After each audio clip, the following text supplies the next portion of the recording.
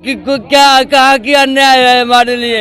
ये 4.5 साल से गहलोत सरकार की मैं निवारा कर लिया, लेकिन मुझे कोई सुनवाई नहीं हुआ। गांधी जी ने कहा था अगर न्याय अंतिम व्यक्ति तक नहीं पहुंचता तो लोकतंत्र का कोई मतलब नहीं है।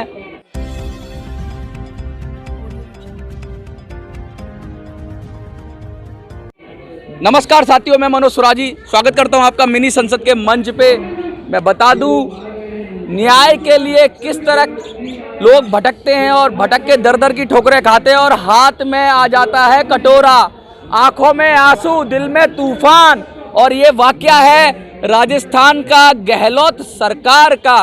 किस तरीके से एक बुजुर्ग की संपत्ति को खुर्द बुर्द कर दिया, किस तरीके से नष्ट कर दिया।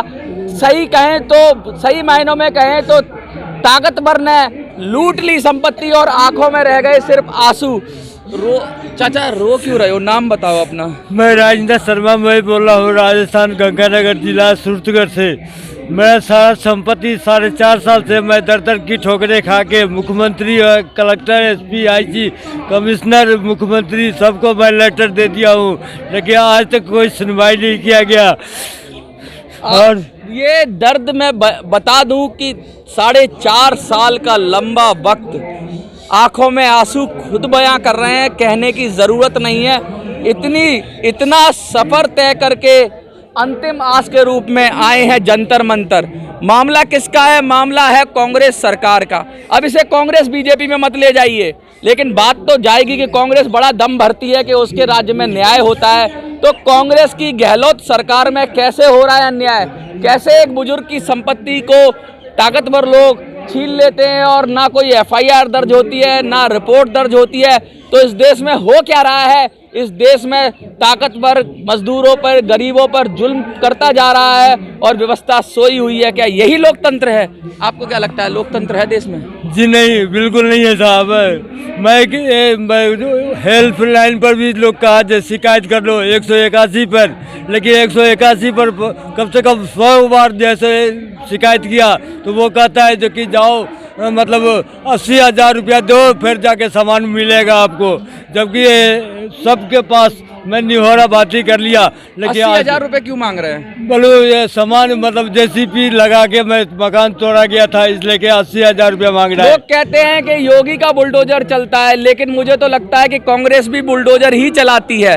कांग्रेस के राज्य में भी जेसीपी लगा के बुलडोजर चल जाता है तो वहाँ की खबर नहीं बनती, योगी की खबर बन जाती है। तो बुलडोजर तो जो ताकतवर है ना वो चलाता ही है और गरीबों के घर रोनता है। योगी रोनता है तो रोनता है ताकतवर को, माफियाओं को, लेकिन अब कांग्रेस रोन रही है तो किसको रोन रही है? इस गरीब को। ये फर्क है। मैं ये नहीं कह रहा कि योगी जी के सारे बुलडोजर ठीक हैं या कांग्रेस के सारे गलत हैं, लेकिन ये देखो कि बुलडोजर तो दोनों ही चला रहे हैं। गंगानगर सूरतगढ़ जिला गंगानगर है और सूरतगढ़ के अंदर में मैं रह रहा हूँ। जेसीबी लगाई थी? जेसीबी लगा के सरकार ने लगाई थी? सरकार लगाया था। क्यों लगा दी?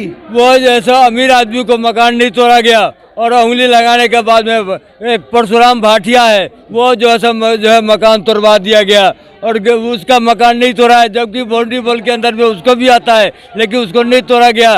उसको मतलब देख रहे हैं आप, बुलडोजर को चलाने वाला कौन है इससे फर्क पड़ता है। बुलडोजर अगर ताकतवर पर चले तो तुम मर्द हो, और बुलडोजर अगर गरीब पर चले तो कहने में कोई दिक्कत नहीं है कि तुम मर्द तो नहीं हो। बाकी दूसरा शब्द तो मैं नहीं कहूँगा, लेकिन आप क्या हो आपको सोचना चाहिए। गरीब के ऊपर बुलडोजर चलाने से पहले 100 बार सोचना चाहिए।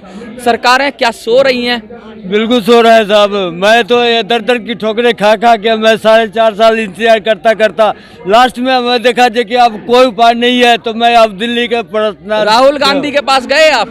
क्या मैं कि जब वहाँ मुख्यमंत्री जो है सो ये विधवा औरत को जो है सो कुटवाई करा दिया, जो कि फौज की जो है औरत थी उसको कुटाई करवाने के बाद में मेरे जैसे कौन पूछता है वहाँ पर? देखिए अब ये ताजा वाकया बता रहे हैं कि किस तरह एक विधवा, जो शहीदों की विधवाएं थी, उनके ऊपर भी पुलिस ने मारपीट की राजस्थान में। तो क्या हालात है, क्या सामंती सोच है, कितने गंभीर हालात हैं। जो दूसरों पर आरोप लगाते हैं उन्हें अपने गिरेबान में खुद झांक कर देखना चाहिए कि वो कितने सच्चे हैं। अक्सर बुलडोजर की बात होती है, बुलडोजर जब माफियाओं पे चलता है तो सबको अच्छा लगता है, लेकिन जब गरीब पर चलेगा बुलडोजर। एक बात है सर, हाँ। जो कि ये मीडिया में सब कांग्रेस वाले सब झूठ बोलता है, लेकिन राजस्थान के अंदर में कोई भी गेरा मारने नहीं आता है कि गरीब को क्या हाल हो रहा है। वहाँ भीखे मर रहा है, लेकिन क्या कोई किसी को देखने वाला नहीं है वहाँ पर। कुछ कहना चाहोगे राहुल गांधी को? हाँ, मैं कहना चाहता हूँ, देखिए ये झूठ की ये जैसे खेती कर रहे हो,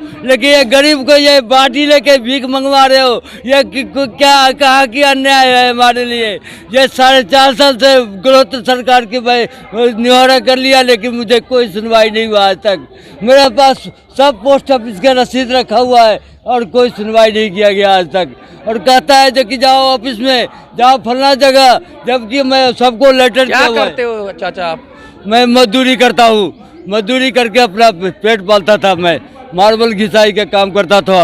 आपका जो रोजगार का साधन था वो मशीनें भी सब टोटल रख रखा है अभी तक। मैं ये तो कह रहा हूँ ना, जब देखिए बेरोजगार भी कर दिए। जो ये जिससे काम करते थे, घिसाई की मशीनें थी इनके पास, वो भी ले ली हैं। पता नहीं क्या करना चाहते हैं और कितना अत्याचार करेंगे। अत्याचार का अंत होता है और जो अत्याचार करता है वारी उसकी भी आती है कि शेर को सवा शेर मिलता ही मिलता है। सरकारों को संवेदनशील होना पड़ेगा। एक दूसरे पे आरोप लगाने से काम नहीं चलेगा। देखना होगा कि उनके राज्य में क्या हो रहा है और गरीबों का हक जिस राज्य में सुरक्षित है वही सरकार सबसे बेहतर है। गिरते हो अमीरों के मकान तो गिर जाएं, लेकिन किसी झोपड़ी, किसी गरीब की झोपड़ी नहीं उजड़नी चाहिए। लोकतंत्र इसी को कहते हैं। आपको क्या लगता है कि इनको न्याय मिलना चाहिए और गहलोत सरकार को सुनना चाहिए? तो गहलोत सरकार सुन लो कान खोल के। राजनीति करते हो तो गरीबों की राजनीति करते हो तो गरीबों के साथ अच्छा भी करो। अगर गरीबों की राजनीति करना चाहते हो, सरकार में आना चाहते हो, तो ऐसे लोगों को अगर जंतर मंतर पे आते तो बड़े शर्म की बात है। राजस्थान में ही ये मामला निपट जाना चाहिए था। 4.5 की तड़प के बाद जंतर मंतर पे ये आंसू अपने आप सारी आपके राज की कहानी बयां कर रहे हैं। आपको क्या लगता है इनके आंसू की कहानी जन जन तक पहुंचनी चाहिए? अगर पहुंचनी चाहिए तो ज़्यादा से ज़्यादा वीडियो को शेयर करिए। जंतर मंतर से मिनी संसद के लिए मैं मनोज सुराजी। जय हिंद, जय भारत।